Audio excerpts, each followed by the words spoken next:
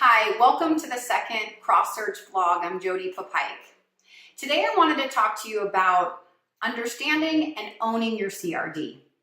And I thought it was the perfect segue into this topic because in the first vlog that we did, I spoke about the FINRA priority letter that was released in January and how FINRA is really focusing on advisors with marks on their CRD.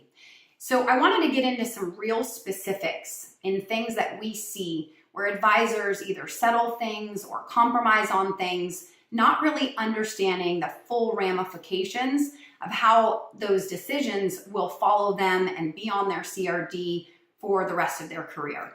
I think it's a super important topic for advisors to consider because that record that you have will affect where you can take your book of business, what broker dealers would be willing to take you.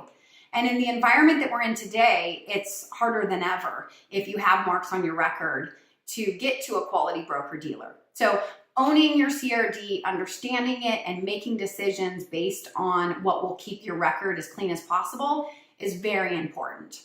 And the two areas that I wanted to highlight today are in advisors' credit. And what we see all too often is advisors who are trying to get out of a difficult situation, whether it be they've had a divorce and they're in a tough spot financially, or maybe there's a medical situation where they've hit some tough times and they're trying to get their way, come out the other side of it, and they decide that they're going to compromise with creditors. And what a lot of advisors don't realize in making those compromises is every time you compromise with a creditor, it is a mark on your CRD. And just the other day, I was speaking to an advisor, really tough situation, coming out of her divorce, decided to settle 6 different times with 6 different creditors, not realizing that every single one of those would mark up her CRD.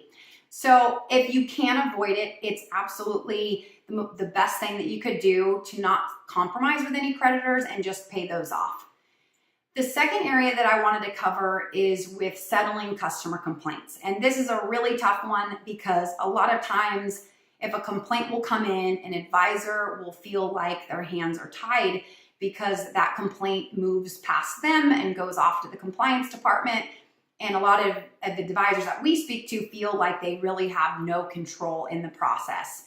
And if a compliance department comes back to you and says it makes much more sense for us to not go to arbitration, to not settle this complaint, but don't worry about it, it's not a big deal. My suggestion to you is to really look at it from a balanced perspective and say, is this the best decision to make? Yes, it's maybe not a huge dollar amount, and yes, it may be less expensive than going to arbitration, but you have to keep in mind the long-term consequences and decide if it makes more sense to try to fight that and encourage the compliance department to handle it in a different way. So there's a lot of other examples that we could throw out there, but my message to you as an advisor is to own your CRD, know what's on there, know what affects your record, and make decisions based on the long-term consequences. And keeping in mind that having a clean record makes you that much more desirable, and it makes it that much easier to move to whatever broker dealer you decide to. So thank you so much for watching. I appreciate it.